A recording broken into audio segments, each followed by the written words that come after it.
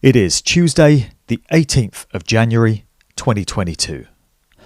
A comment I've made often in my public talks and on my podcasts is that if you wish to get to the truth of a situation in a sea of mis- and disinformation, deliberate obfuscation, and just plain chaos and confusion, is to take what you're told by the mainstream media and the governments of the world, all paid, lying, career criminals, after all, and flip it on its head so that you get the exact 180-degree inversion.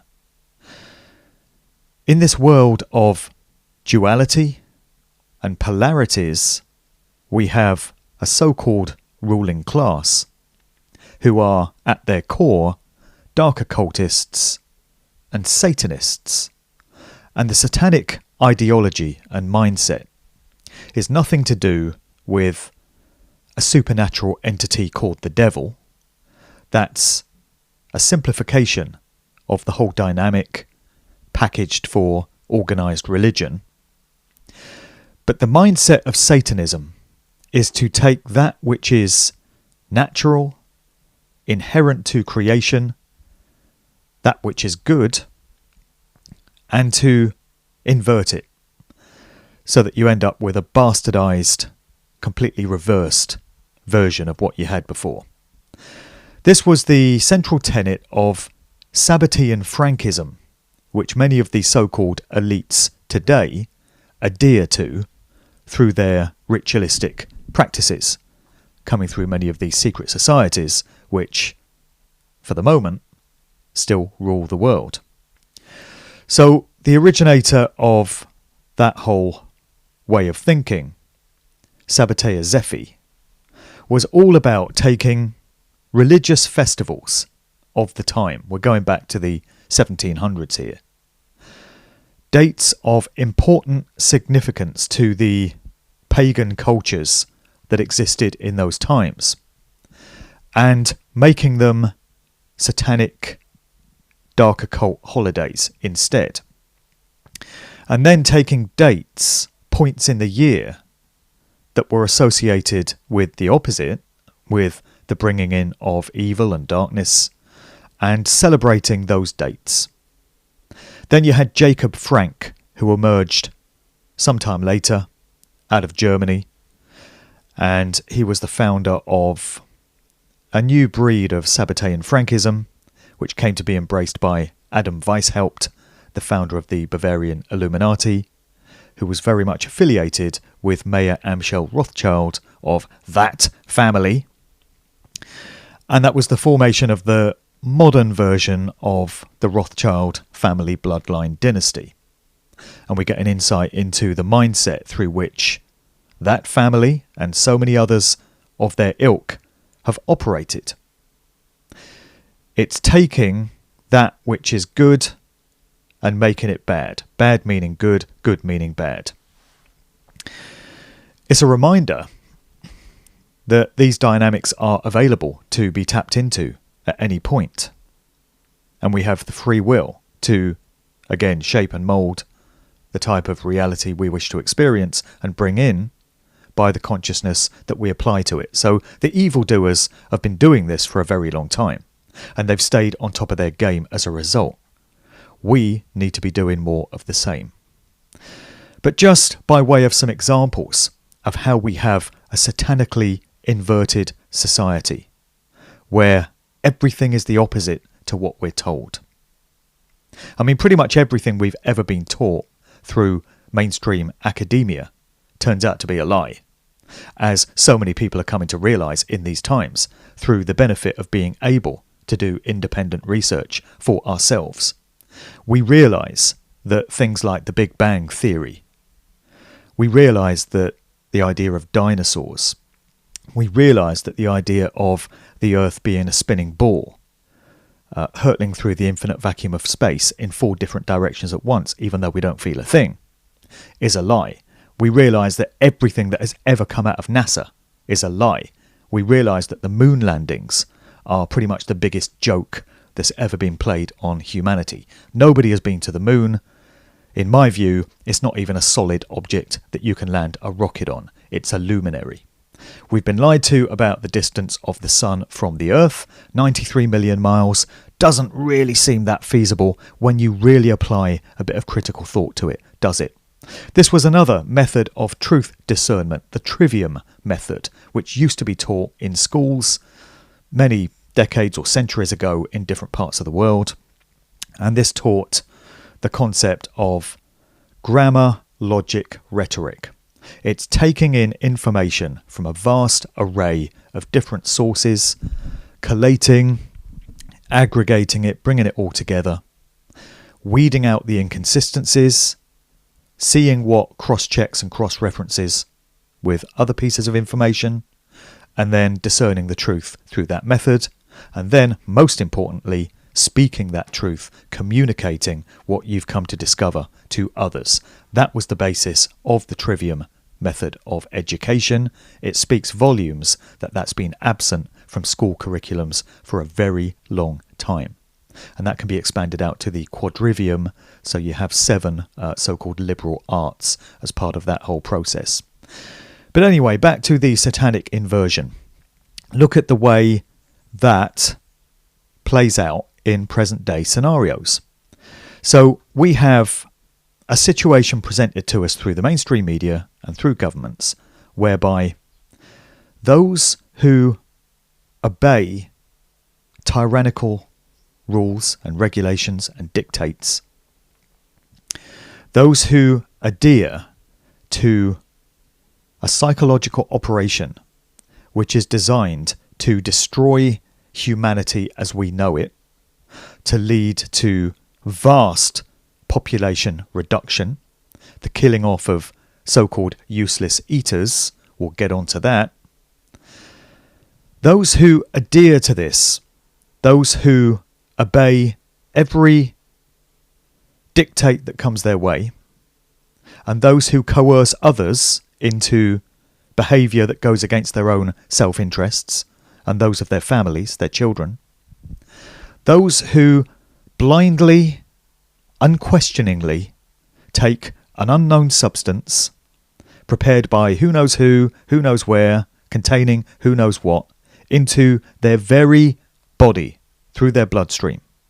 Those that do this, and then those who demonize others who question this entire narrative and ask what might be in these things and why the coercion towards getting so many people to take it has been stepped up to such fanatical levels. Those members of society get demonized and vilified by those who blindly follow the agenda. Those people are portrayed as good citizens, good people. Apparently, there's virtue in compliance with tyranny, when in fact the opposite is actually the case. To restate that well-worn phrase, when tyranny becomes law, resistance becomes duty.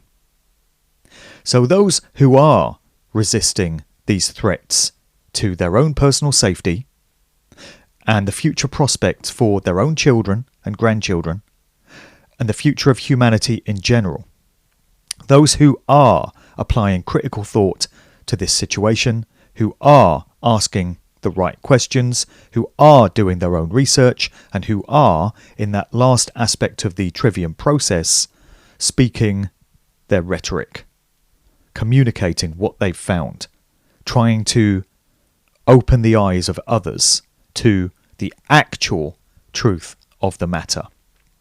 These people are portrayed as bad, anti-Vias. There's another thing. I can't even say certain phrases if I want to remain on this platform because of the AI algorithms detecting certain words and going, oh, he mentioned that, let's take him down. But people will know what I mean. Anti-Vias, conspiracy theorists, sea deniers, all these trigger phrases that have been invented by social engineers to immediately push the buttons of those who don't apply critical thought to a situation and allow themselves to be manipulated by master psychologists, which is what's going on. So, of course, the opposite is actually the case. Those of us who are questioning, those of us who are opposing the tyranny, those amongst us who are launching these cases, these illustrations of resistance to the tyranny and the madness that's going on. We've got the case that's been filed by the team, including Mark Sexton, the retired police constable, Philip Hyland, the lawyer, Dr. Sam White, and many others.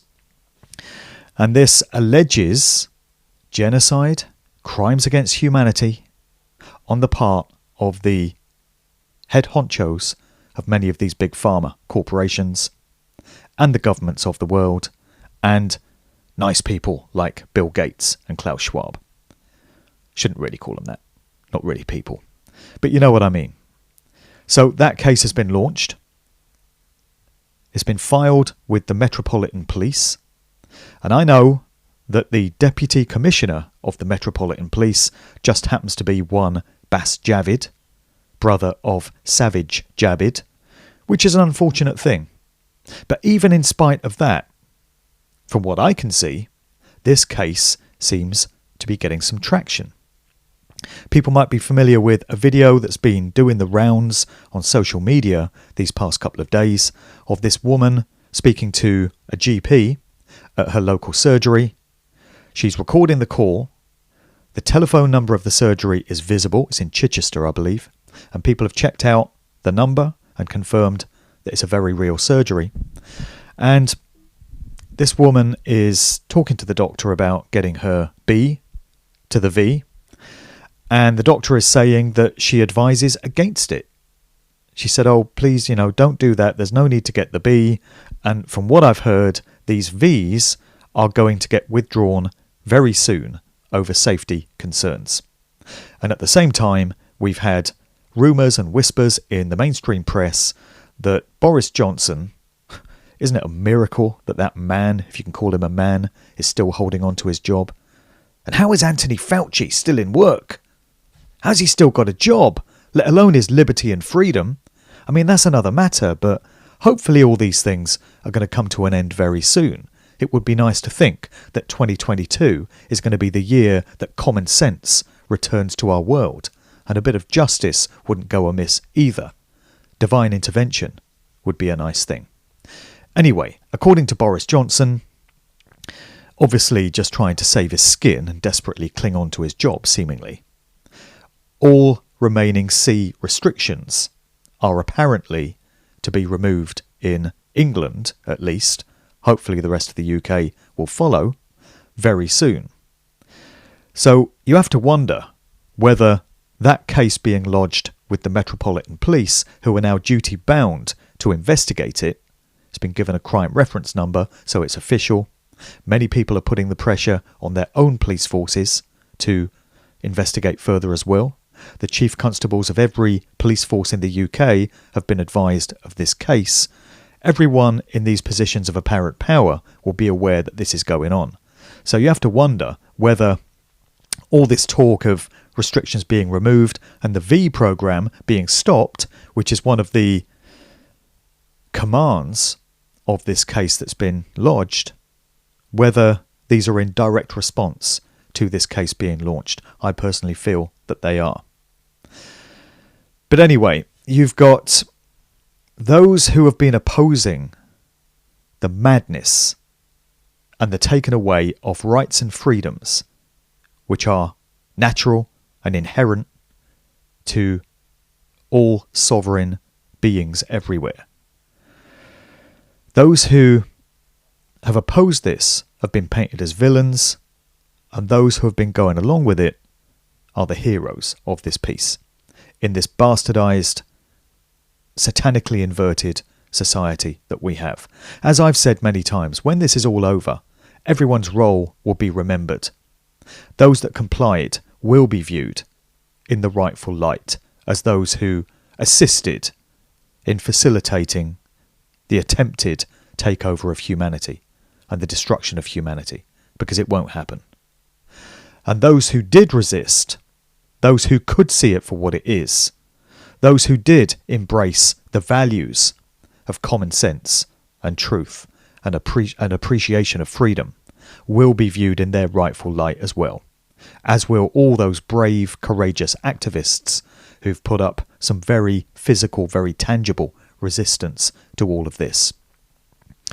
So the satanic inversion in society has been with us for a long time, and my mind goes back to the 80s. Anyone of a similar generation to me might recall that back in that decade, you had words, the meaning of words started to be reversed.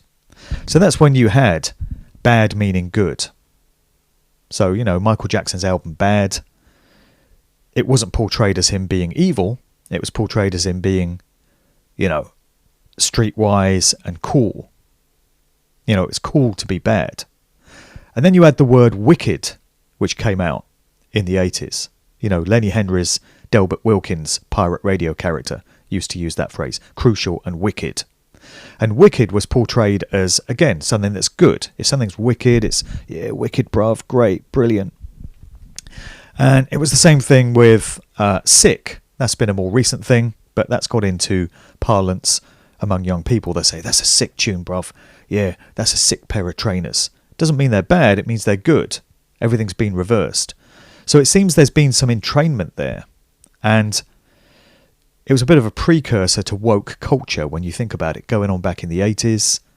And now we've got this cultural Marxism in society, which I spoke about on the last video, where young people are being coerced into groupthink and entrained in what it's acceptable to think about a situation and what's deemed somewhere you just don't go.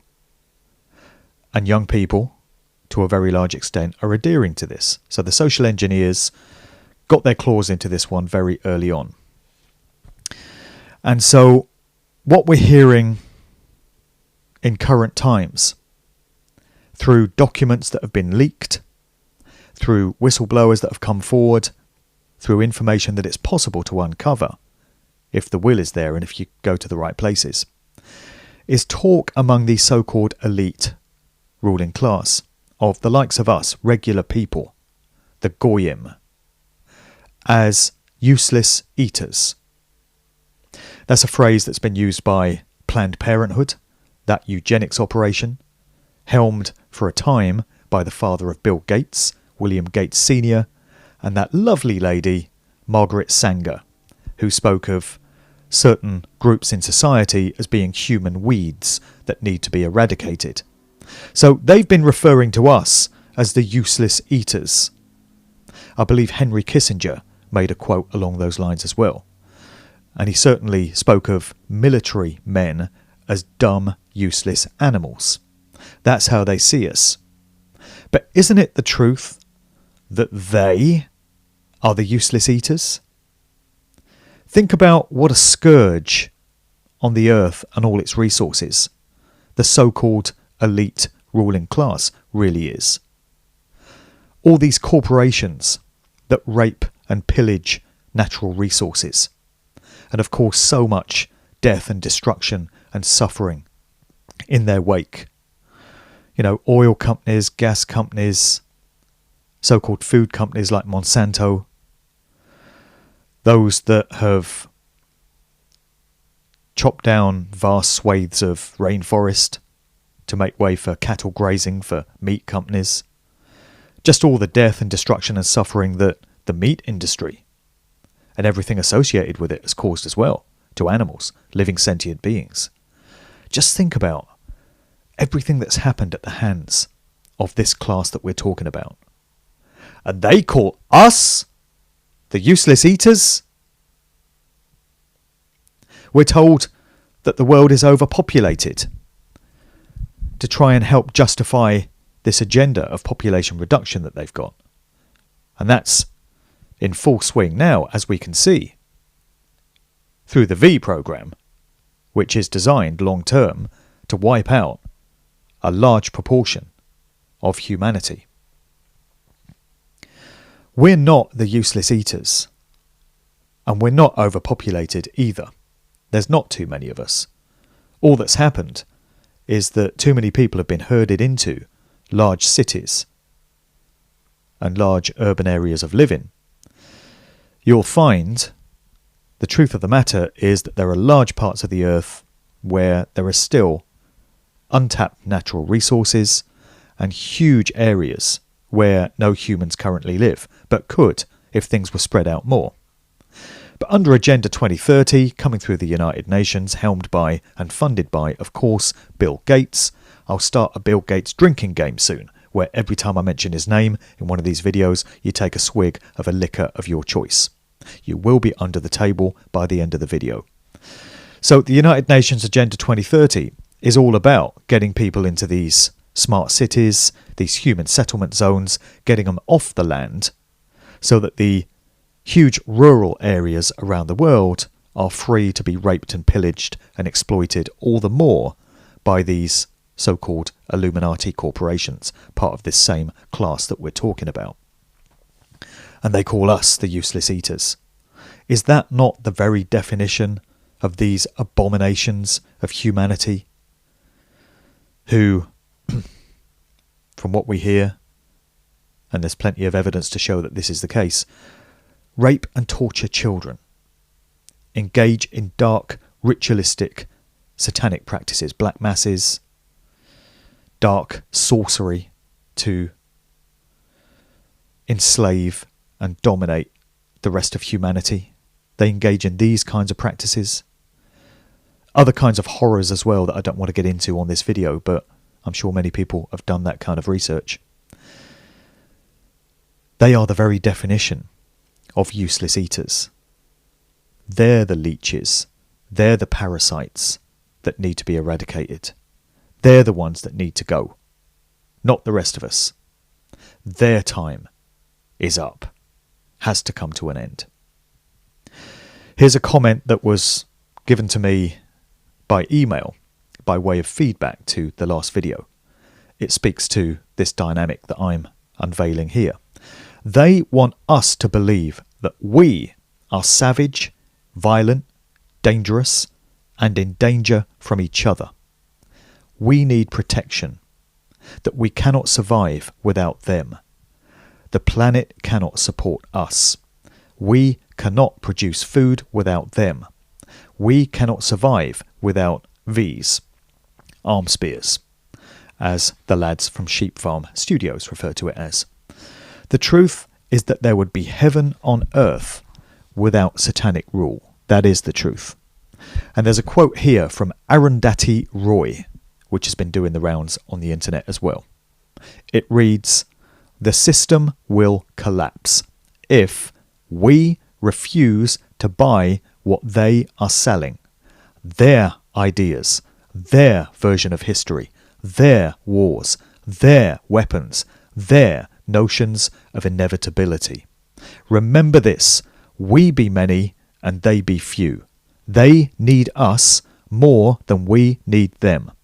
Another world is not only possible, she is on her way. On a quiet day, I can hear her breathing."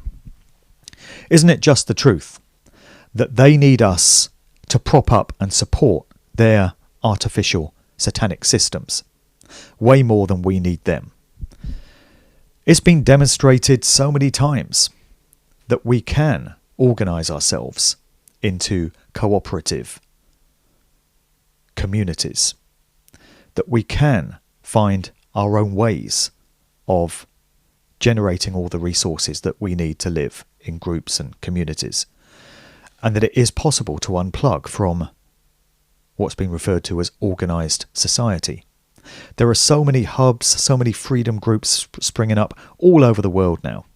It's so heartening to see.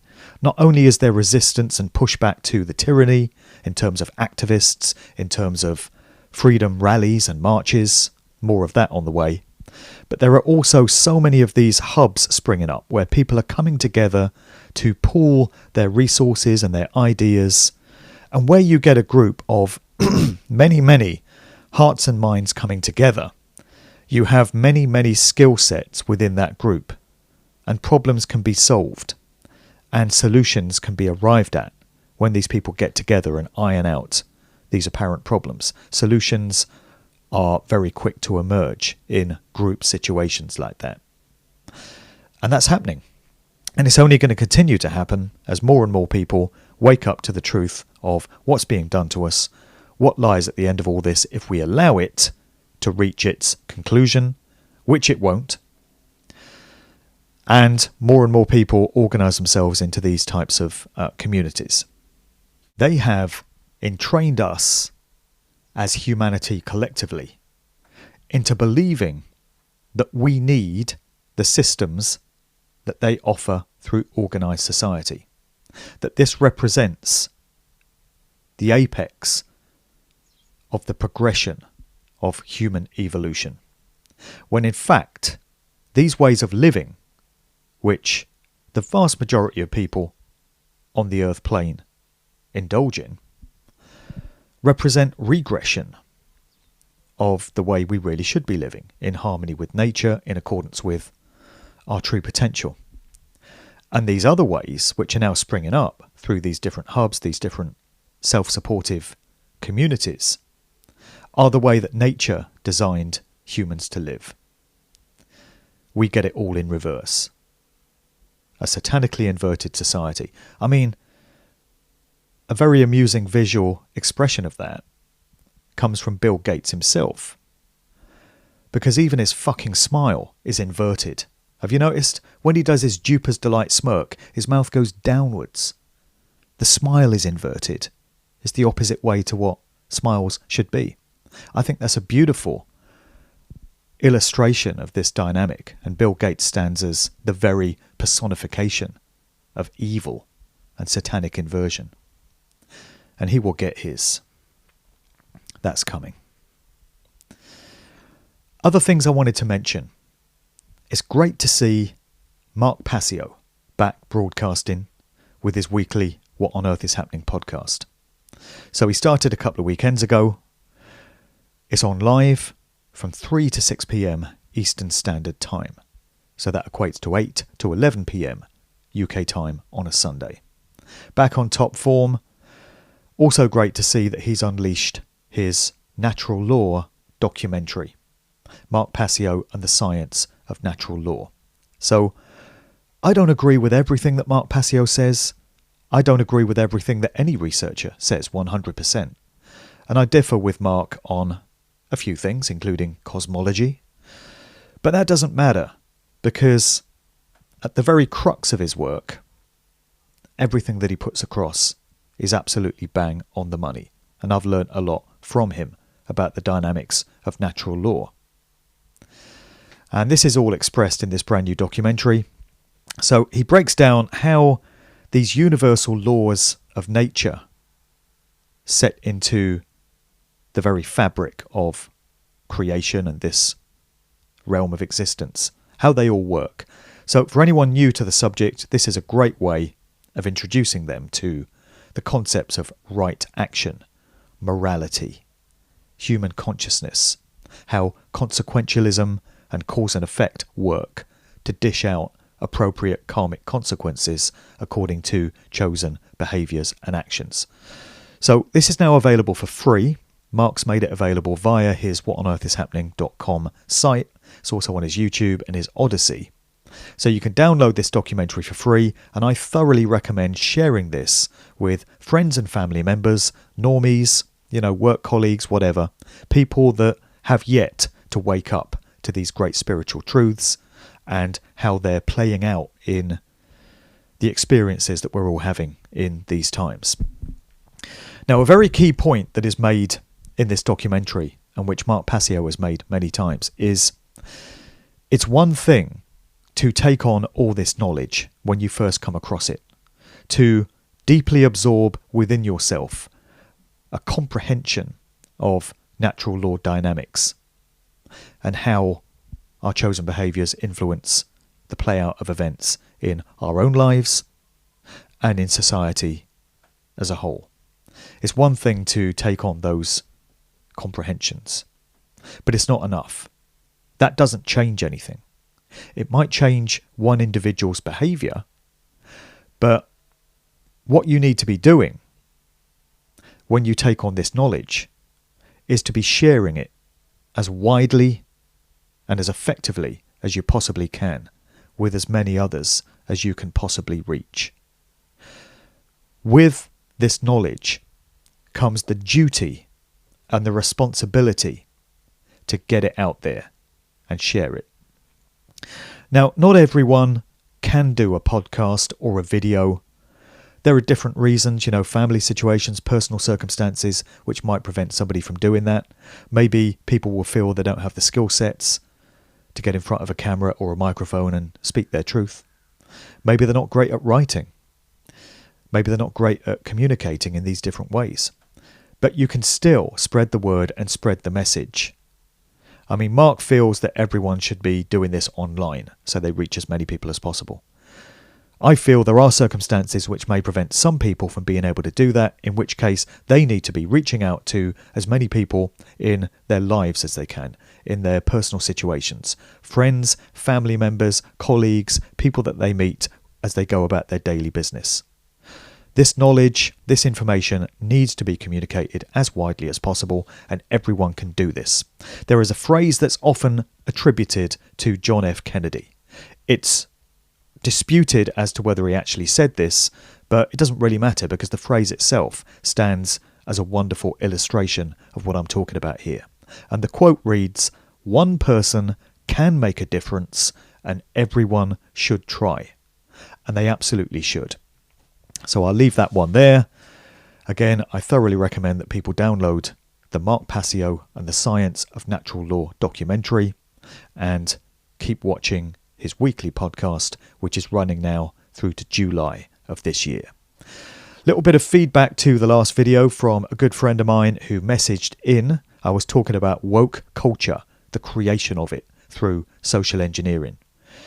And my good friend here wrote, "My late mum always said, 'Damn Germaine Greer and her Burn Your Bra campaign.' I can hear mum's words now. That woman has destroyed families and forced housewives to leave their children and feel forced to go out and work.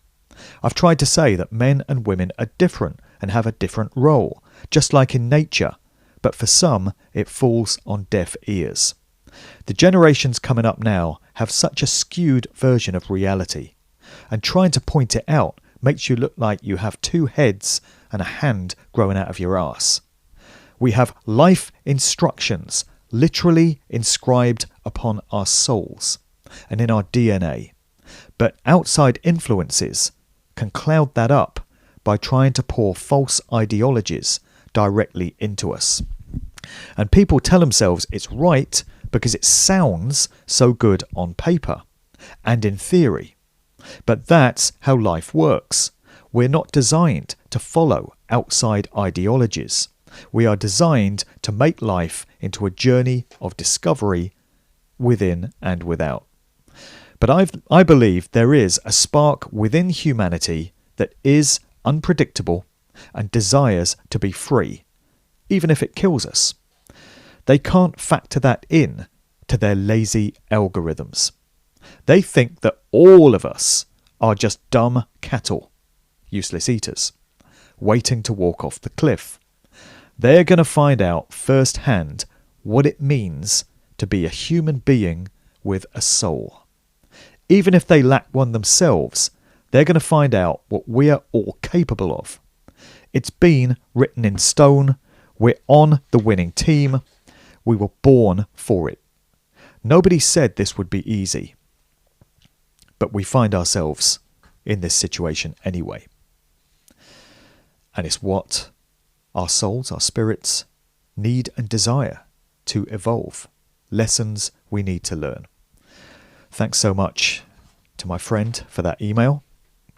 Now, in the roll call of honour for 2021 that I did a couple of videos back, where I was shouting out and giving honourable mentions to those activists and broadcasters that had influenced me the most over the previous 12 months and really inspired me with their messages, I knew there were going to be some names that I would forget to mention. Not intentionally, but there would just be people that would slip my mind. And sure enough, this was the case. I finished that video and almost straight away I was like, damn, should have mentioned this individual. So I just want to set that straight now by giving an honourable nod to a few names that I missed. My bro, Lance, Double LMC, of course, and the Rise Above crew. How could I forget this guy? Good friend of mine. We've known each other for years. I've been down there to guest on his Rise Above podcast on a Friday night on a few occasions, hopefully going back. And these guys do a brilliant job of broadcasting live every Friday night with a video podcast. And they get into whatever subjects come along. It's completely spontaneous, completely free flow. And they do a great job. Their knowledge is incredible. Their research is impeccable. I thoroughly recommend looking up the Rise Above podcast and giving these guys a listen. Hugo Talks Lockdown. This guy has done a brilliant job over the past several months of exposing different aspects of the agenda. His research, again, is top-notch. Big shout to Hugo. On the DJ front, I mentioned Danny Rampling, but also Slipmat needs a respectful nod.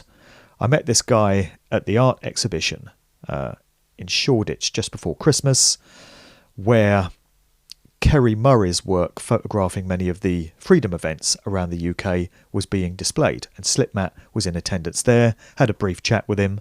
He stands as a very rare example within the DJ community of someone who's prepared to stick his head above the parapet and say what needs to be said. So much respect to Slipmat of Slipmat and Lime SL2 from back in the day.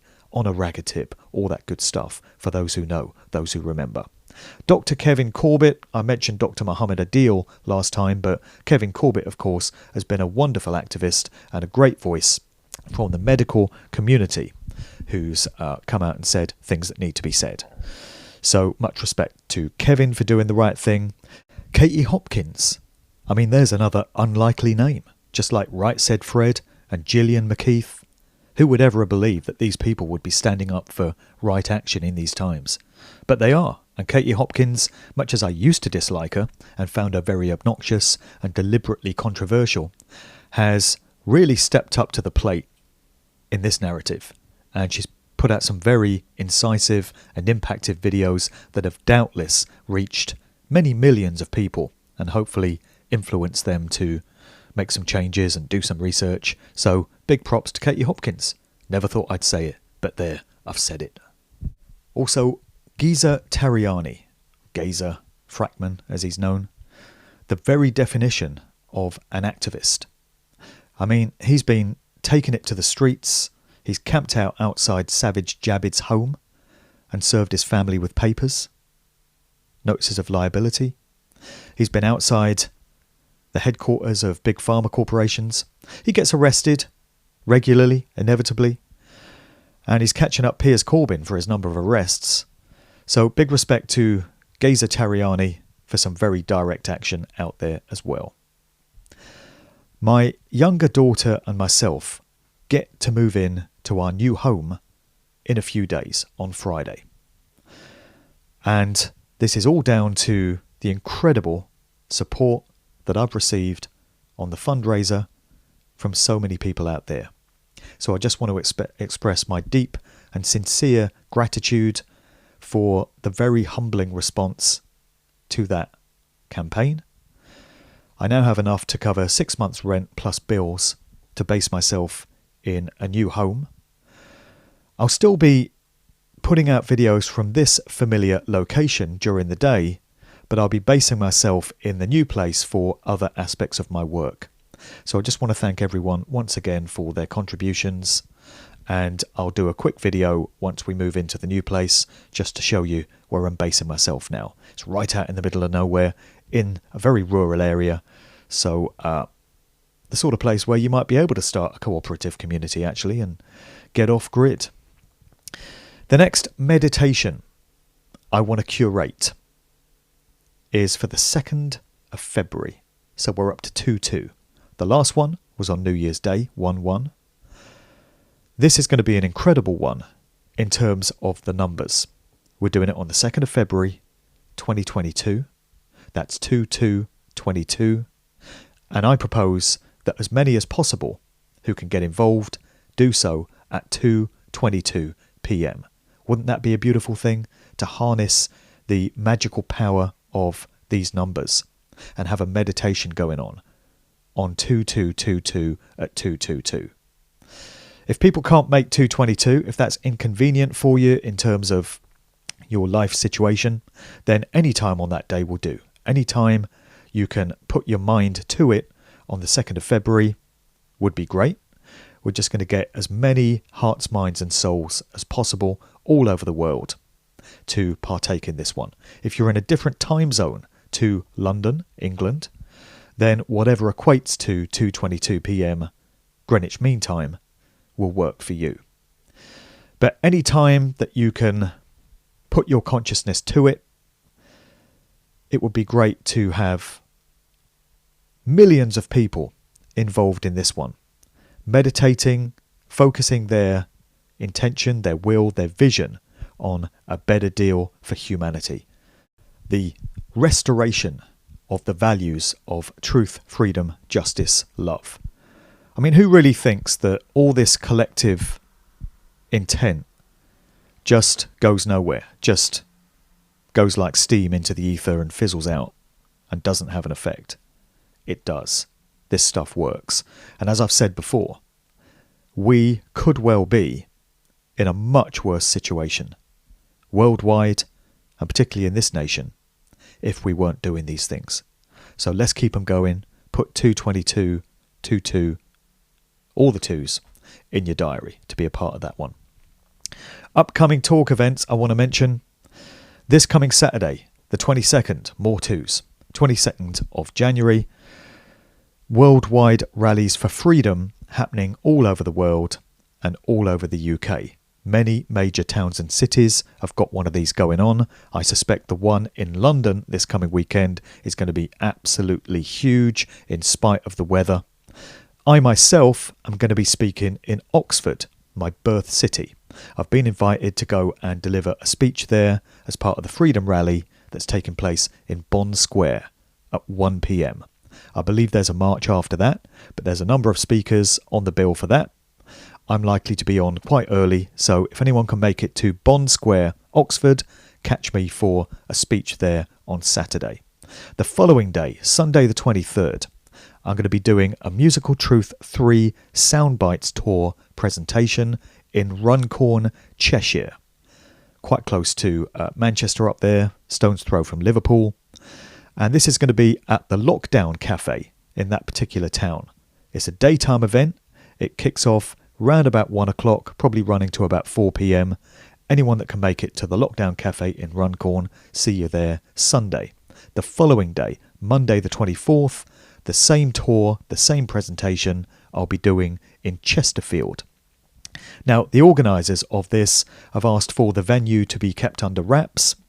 Anyone that's interested in attending is invited to contact Steve, the organiser, via the details that I'll put in the show notes below. But if you can make it to Chesterfield on Monday evening, this one kicks off at about 7 p.m. I'll be doing a presentation there. The next ones after that are in Beverley, very close to Hull, on Tuesday the 1st of February. Then I'm going to be on the Isle of Wight, actually, on Saturday the 5th of February as part of the Uprise and Shine conference that's taken place there at the Winter Gardens in Ventnor, Isle of Wight. If you can make it across, hope to see as many of you as possible there. These events are great. They're all about establishing freedom hubs and bringing tribes together to establish solutions. Big shout to Karen and everyone else involved in the Uprise conferences. Upcoming podcasts and shows I want to mention.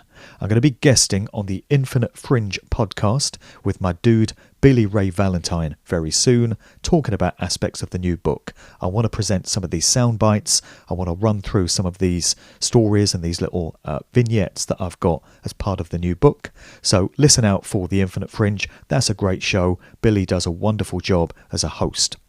I went on the podcast of Simon Laurie King recently. We've recorded that. That's due to be released any day now. I will, of course, put the links to it in all my platforms as soon as I get them. And also this week, I'm due to make an appearance in the studios of Iconic. I'm going to be guesting on Right Now with Gareth Ike. And we're going to be in person together in the studio talking about different aspects of the book. And I'm sure we'll get into current events as well. And I'll be talking about my perspectives on stuff that's going on, rather like I do in these videos. I will also be getting back on the Sheep Farm podcast with those guys, Dom and Chris. Unfortunately, we had to postpone the date that we had in the diary by a few days, but that'll be coming up very soon, and I'm looking forward to hopefully having a bit of a laugh with those guys and the wonderful job that they do with their podcast. Also, a fantastic job done by Rourke, who interviewed me in a truth taxi type scenario as I was driving along the south coast, Hayling Island, in his neck of the woods, and he was putting some questions to me from the back of the car. We were getting filmed, and this was for his Yoke Busters channel, which is on BitChute. He does a show with Janie on a regular basis there, and I really enjoyed that. That was a different kind of experience, driving and talking. I love driving. I can really gather my thoughts while I'm at the wheel. And I think Rourke put some very challenging questions to me, and I'm pretty happy with how that whole thing turned out. So I'll put a link to that in the notes below. That was a really good experience to get into. And do check out Rourke's channel for more of the same. So that's pretty much it for now. I hope the message on today's video really resonates. Just to recap, they are the useless eaters. Everything in society is satanically inverted, even down to Bill Gates' smirk. And reversing all of that is the key to reversing this madness that we're all undergoing. There was a great album the other year, now I think of it, by the conscious rapper known as Elias Clay. And she called her album Reverse Hypnosis because it was all about undoing the mind control spells that we've all been under through all of our lives.